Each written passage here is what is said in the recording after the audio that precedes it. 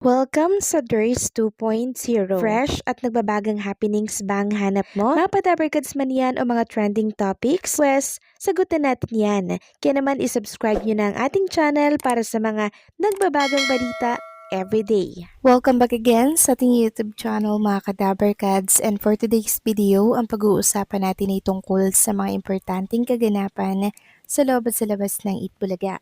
Happy Easter Sunday mga Kadabarkads! Habang ang lahat ay nagsasaya sa linggo ng pagkabuhay, magbibigay lang ako ng quick update sa mga kaganapan sa Dabarkads natin. Unahin nating pag-usapan ang ganap kay Ryan Agoncillo kasama po ang kanyang family. Nasa isang beach resort sila tina-enjoy ang vacation nila ngayong mahal na araw. Makikita nga dyan na talaga namang sobrang sweet nila Juday at Ryan na para bang laging Valentine's Day sa kanila. Samantalang si Karen Ice Trip naman mukhang nasa beach resort din with family at talagang sinusulit po ang kanilang mahal na araw. Ganon din syempre si Raisa May Dizon na still nasa Hong Kong pa din. And kanina nga po binahagi na Raisa May Dizon ng kanyang vlog sa Hong Kong na talaga namang in-enjoy kasama po ang kanyang kapatid and syempre si Ian Red. Samantalang si Bossing Vic Soto mas pinili po na sa bahay lang magmahal na araw kasama po ang kanyang pamilya.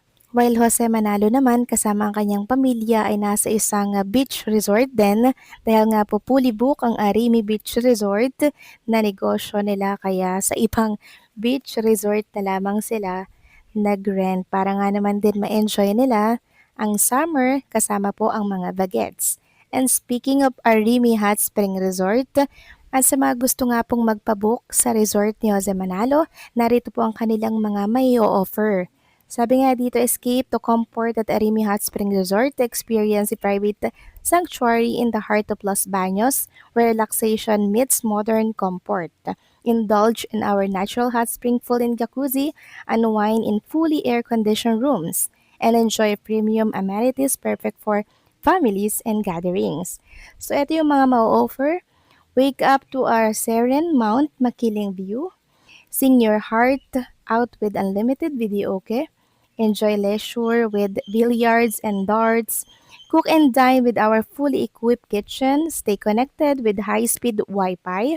Equipped with generator for uninterrupted stay. Ito po yung kompletong address, Spring Oak Residences Los Baños, at pwede rin po kayong mag-book sa mga number na nasa screen po ninyo. And please take note lang mga Kadabarkads na sa video and Metrobank lamang kayo pwedeng magbayad. Andyan po ang account name, Mergin Maranan Arimi Hot Spring Resort. Samantalang update naman tayo para po kay Rowel Carino mga Kadabarkads.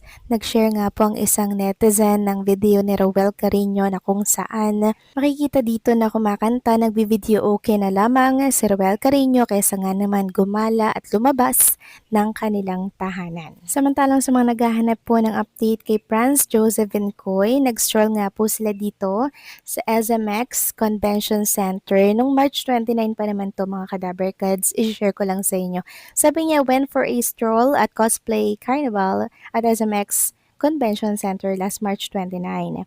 Thank you Tokyo Store Connection for the free event. Seek as cosplayer everywhere took a bunch of pics, especially my fabs from Uma, Musums, and a lot more. I still gotta get to know. So enjoy na enjoy itong si Franz Joseph Vincoy sa pag-stroll niya po dito sa SMX Convention. Samantalang update naman tayo kay Jerome Ibardome. So malapit na po ang kanyang concert, April 9. First year anniversary niya po dito sa industry mga Kadabarkads, and sana po ay masuportahan natin siya. Meron pa pong mga natitirang VIP ticket. Kung gusto niyo pong matunghayan at makasama si Jerome, pwede niyo pong i-message si Ma'am Christina Ignacio. Samantalang next topic naman, talakayan naman natin ang tungkol dito sa write-ups po ng Telenews.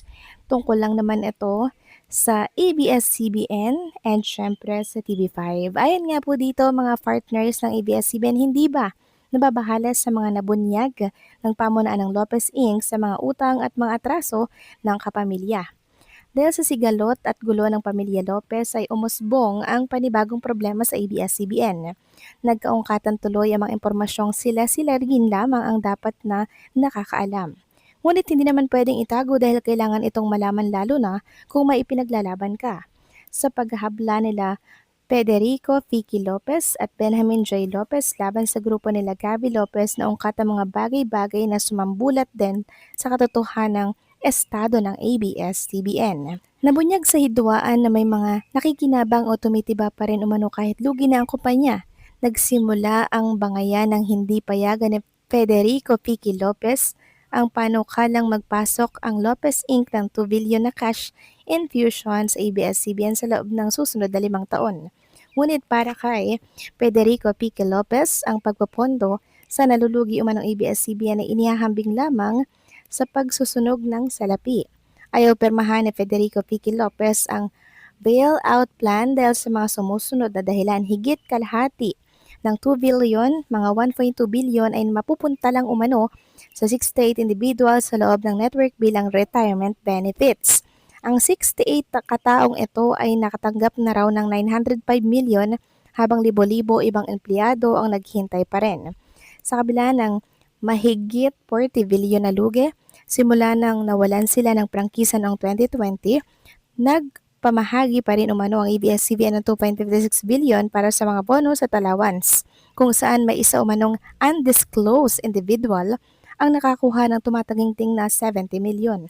Tila nakabahala umano ito sa panig ng partners ng ABS-CBN gaya ng GMA Network Inc., Advanced Media Broadcasting System, So Broadcasting Network Inc. at maging sa dating partner nito na TV5 Network. Nakakabahala umano ito sa kakayahang makabayad ng ABS-CBN sa mga ito lalo na't hindi na kayang sustentuhan ng mother holding firm na Lopez Inc. ang naghihikahos at nalulugpok na umanong ABS-CBN. Batay na rin sa mga opisyal nitong si Federico Pique Lopez at Benjamin J. Lopez. Sa ngayon patuloy umano ang pagbebenta ng mga ari-arian ng ABS-CBN gaya ng kanilang broadcast complex sa Lungsod, Quezon at maging ang Pinoy Big Brother House para sa pandagdag kapital at pambayad atraso ng mga ito. Kung totoo man nga po ang write-ups na to mula po sa Telenews, kaya pala nagbenta na rin po ang ABS-CBN ng kanilang PBB House or mas kilalang Pinoy Big Brother.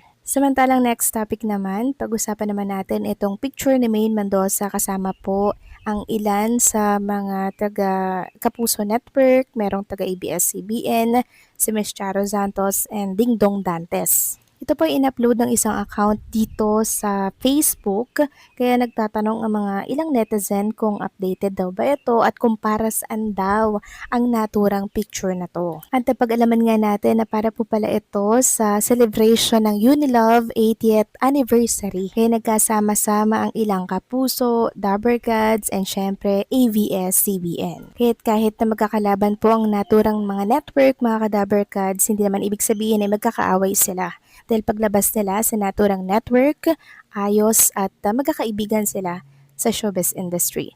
So paano mga ka-Dabber Gods, hanggang dito na lamang pong update natin at maraming salamat po sa inyong patuloy na pagsuporta.